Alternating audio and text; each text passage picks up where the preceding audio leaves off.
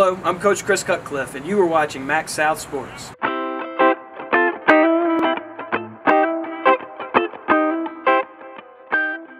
My name is Chris Cutcliffe. This will be my 5th season as the head coach at Oxford High School. The biggest influences in my life are my mom and dad, and I've known since I can remember that I wanted to coach football. My mom was a first grade teacher. My dad's been a football coach for a long, long time. The best experience about having my dad be a football coach was all the players, all the former players coming back and seeing the relationships that he had formed with all the guys that had come before and played for him, and how special those players were to him and the impact that he had made on their lives. And I knew from such an early age that that's what I wanted to do. I wanted to work with young people. I wanted to try to have a positive impact on young people. I was able to play here at Oxford for a legendary coach, Johnny Hill. And Johnny Hill was still coaching when I finished school, and I was able to come back and be a part of his staff. And so here we are, going on now 5th year as the head coach at Oxford. This has definitely been the most unusual offseason any of us have ever experienced. I think our school district's done a tremendous job of putting protocols in place to make sure our players and coaches are safe. We're planning on practicing in distinct groups that stay apart from each other. We're limiting access to our dressing rooms. We've changed the way we do water at practices, water at games. We're not sharing equipment in the weight room. We have neck gaiters for all of our players to wear at all times. And I think our coaching staff has done a tremendous job of doing everything the right way to keep our players safe. To stay motivated, our focus has been from the beginning, especially during the height of the quarantine period for all of us. We talked about everybody needed to do 4 things every day. Do something for your mind, do something for your body, do something for others, do something for yourself. And habits, we really focus on our collective habits as a team, and that's going to dictate how the success of our program. And everybody has a part of that. So, I think when you learn from the habits of a J.J. Piggies, of a John Marr, Keon Williams, Dude Person, the guys that played for us a year ago, J.V. and Gibson Holmes, those were our 5 captains last season. When you get to watch those guys and how they go about their business every single day, how they go about their business in the weight room, in the classroom, they're the whole picture. And so when you get to see that example, I think that rubs off on you, and you know what it takes to also win on the field, because there's no magic switch you can turn on Friday night and become a great team or a disciplined person or a well-conditioned person. It's an all-the-time thing. It truly is about your habits. The biggest challenge, I think, for our 2020 team is replacing a lot of production from a really great senior class a year ago. On both sides of the ball, a lot of our guys who were playing on a lot of our special teams were seniors, so we've got to replace a lot of production from that senior class. And we have guys that we're excited about seeing get out there and have their opportunity. They've worked hard, they've trained for years to have their opportunity, and so there's some guys we're really excited about. But I think the biggest challenge is going to be replacing that level of production. Well, we're going to have a lot of new faces this season, in all parts of our game, all 3 phases. We will have a lot of new faces, but we got a lot of guys we're excited about.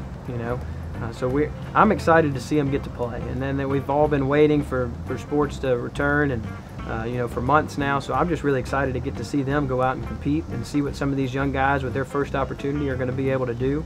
I think we've got some talented young guys that we're going to be able to put out there, and there'll be some growing pains and some mistakes, because a lot of times the best way to learn is by experience. And so I'm just excited to see them get out there and do what they can do. So returning players, I'll start with our special teams, and our kicker and punter Jack Taneyhill is returning. Our long snapper Cortland Wilfon are returning. Both incredibly talented, really, really good at what they do. They take a lot of pride in what they do. Jack handles all of our kicking duties. And I think anybody that's watched us play over the last several years knows what kind of weapon Jack is for our football team. Just an outstanding football player and really a leader on our team.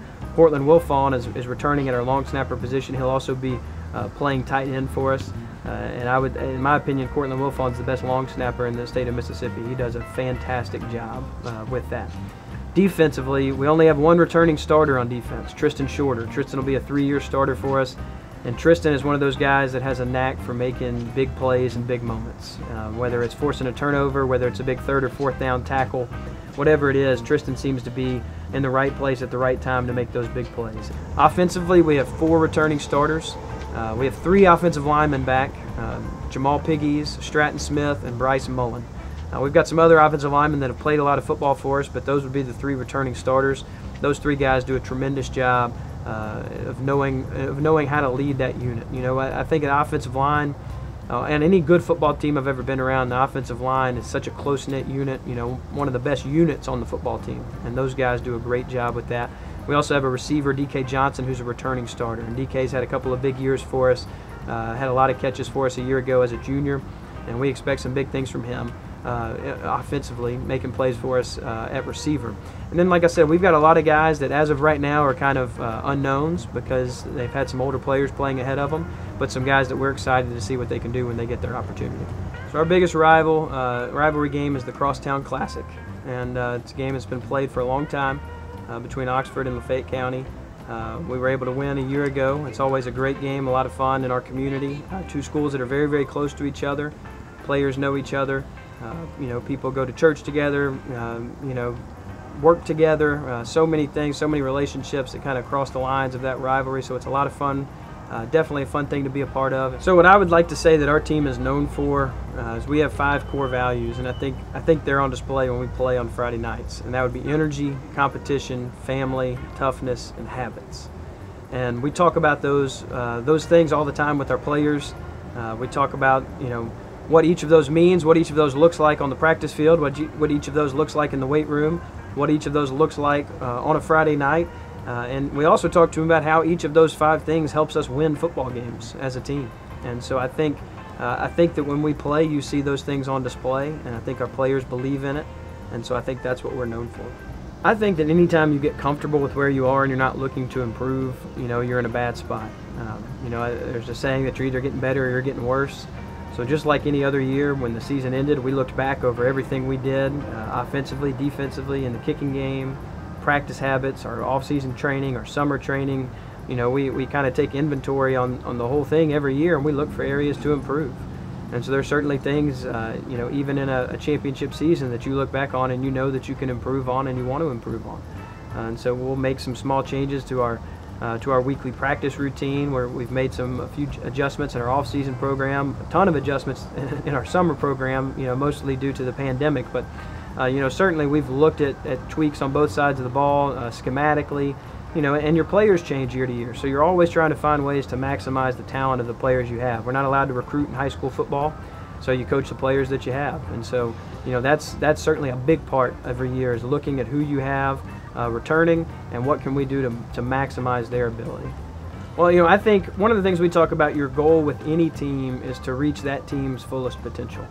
Whatever that is, and some teams you see maybe they're playing a bunch of young guys and their potential is to have a winning record that year and make the playoffs, and I think last year we reached our potential. We had a team that was capable of going and winning the championship, and we didn't come up short. We got the job done. We were able to finish it off and win our first state championship in school history. So I was really proud of that team and that coaching staff for living up to the potential and not having to wonder at the end, what if.